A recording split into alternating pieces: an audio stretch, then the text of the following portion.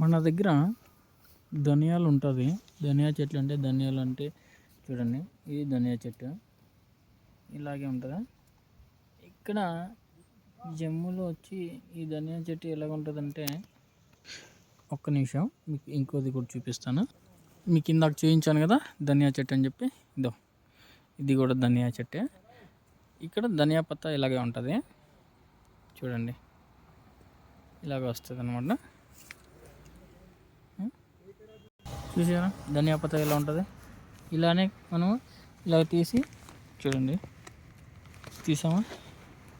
ఒక నిమిషం, ఇందులో చిన్న చిన్న పురుగులు ఉంటాయి, అవి తీసుకొని ఇలాగే తినేయచ్చు. మనం చూపిస్తాను చూడండి, ఇందులో చిన్న పురుగు ఉంటుంది, ఇదో బ్లాక్గా అక్కడ కనపడుతుంది, అది ఆ పురుగు అనమాట. అలాంటివి చాలా ఉంటాయి ఇందులో. కడుక్కొని నీట్గా అలాగే వంటల్లోకి వేసేసుకోవచ్చు. ఇలా తిన్నా కూడా చాలా టేస్ట్ ఉంటుంది ఇది. చూడండి ఫ్రెండ్స్, ఇప్పుడు నేను తినేస్తాను దీన్ని. చాలా టేస్ట్ ఉంది.